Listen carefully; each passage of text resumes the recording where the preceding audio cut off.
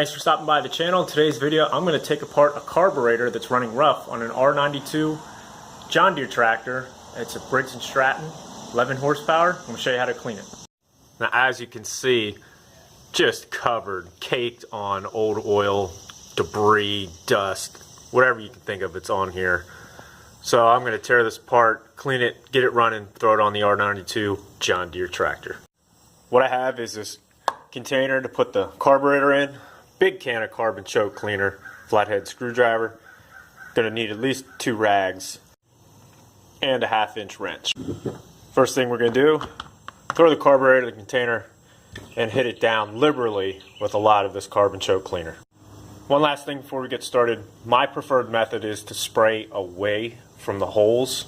That way there's a less chance of stuff getting inside or back into the carburetor. It is unavoidable. At some point you're going to get a little bit in there, but like I said, that's the preferred method I like to use, just so nothing gets back in. Okay, I'm going to hit this. I'm going to spray this down. I'm not going to show you me cleaning the whole thing. Okay, once you have a decent amount of the debris off, I'm going to transfer it out of here because I don't want any of that contamination getting back into the carburetor. I'm going to set it to the side.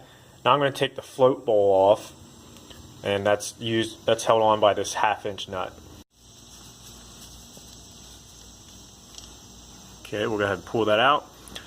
Now, if this was never taken off before, it might be on there tight, so just, no, this one's not. Oh man, look how dirty that thing is. That thing would probably never run.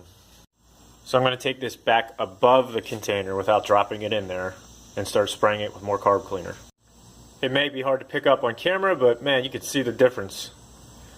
One thing I should mention is if your carburetor is dripping fuel, it might be because the float is either stuck open too wide or it's got a pinhole in it.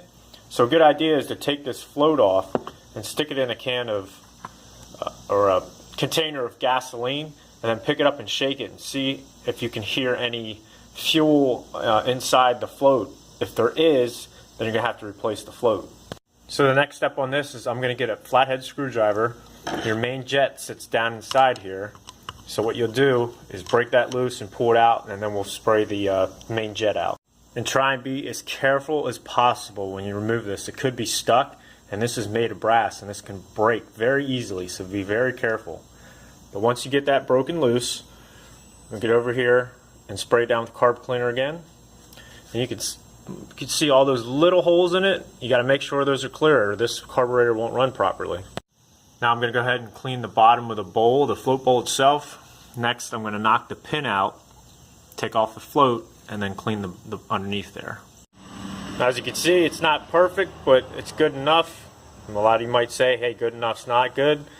This will work. This is fine. It's way better than it was. Now we'll remove the pin. That'll allow us to get the float out and the needle that sits underneath. Now we can go to town on cleaning this part. The 2 main spots you want to focus on is down this hole where the jet connects, and this is the fuel inlet. You want to make sure you get down in there and the fuel comes in, flows freely. Next, we'll remove this screw here. That's another jet. We'll clean that. You want to be thorough on everything that you clean on the carburetor, but especially this part here because it has the tiniest of holes, and you want to make sure that they're all clean and the flow of fuel can go through there. Before I reinstall everything, I'm going to go ahead and clean the inside of the carburetor.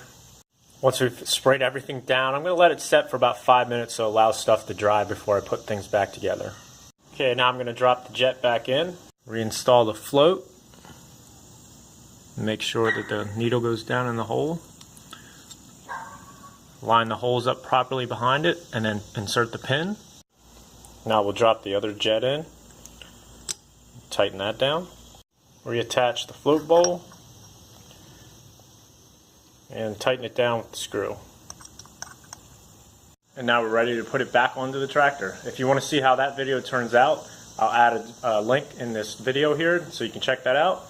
If you like what you saw and you want to subscribe, take a second to do so now. Thanks for watching. See you next time from the Neighborhood Go-To Guy.